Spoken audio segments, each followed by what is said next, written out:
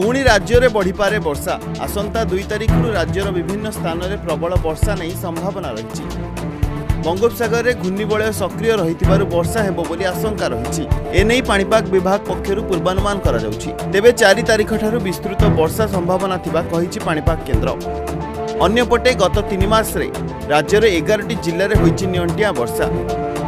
नवरंगपुर में सर्वाधिक 41% नियंटिया वर्षा होइछि। केन्द्रापड़ा में 37%, कलाहांडी में 36%, गंजाम में 35% कम वर्षा रेकर्ड करा जाइछि। एथिसह रायगड़ा, कोरापुट, पुरी, खोर्धा, जगतसिंहपुर, केन्द्रापड़ा, जाजपुर और कटक रे भी नियंटिया वर्षा होइछि। गत जून 1 तारिख रु अगस्त 30 तारिख मध्य एसबु स्थान में कम वर्षा होइथिबा रेकर्ड करा जाइछि। भुवनेश्वर आंचलिक पाणीपाग केन्द्र पक्षरु एने सूचना दिया जाइछि।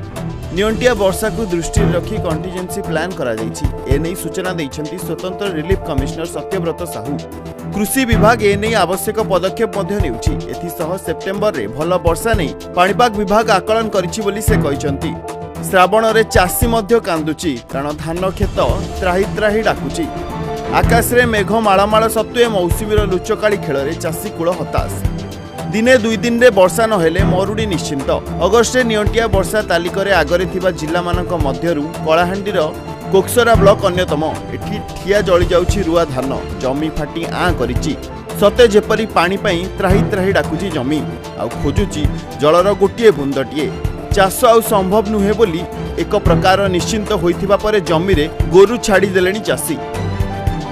मौसुमी ऋतु में 36% कम वर्षार सम्मुखीन होइथिबा कलाहांडी जिलार गोलामुंडा, कोक्सरा और धर्मगढ़ ब्लॉक रे धान चाष रे संगीन स्थिति उपजिछि। नुआपड़ा जिलार भी समान चित्र। आकाश रे मेघ माळमाळ थिले भी तळे किंतु धान जमीर विकल स्थिति।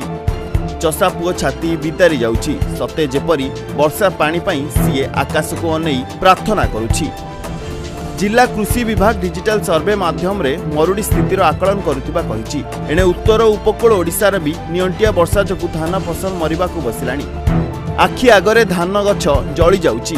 चासी खेत को चाहि पारुनी। मौसुमी ऋतु रे राज्य रे नियंटिया वर्षा चासी कुल को उच्छन करिछि। एसआरसी तथ्य अनुसार गत 3 मास रे राज्य रे 11टी जिल्ला रे होइछि नियंटिया वर्षा। वर्तमान एक आश्वस्तिकर खबर क्रमे बंगोपसागर एक घूर्णिबलय सक्रिय होइछि। 2 तारिख रु किछि अंचल रे प्रबल वर्षा सांगकु 4 तारिख रे सारा राज्य रे विस्तृत वर्षा हेबो बोली पूर्वानुमान करिछि पाणीपाग विभाग। तेबे चलित वर्ष मरुड़ी परिस्थिति उपजिबा पछरे लघुचाप अभाव को कारण दर्शाइछन्ति पाणीपाग विशेषज्ञ। से कहिछन्ति साधारणतः जुलाई रे 4टी एवं अगस्ट रे 4टी लघुचाप सृष्टि हेबा कथा। हेले ए वर्ष ए सबु मास रे मात्र गोटिए लेखाएं लघुचाप होइछि। एबे चाषी शेष आशा सेप्टेम्बर 2 तारिख रे हेबाकु थिबा वर्षा।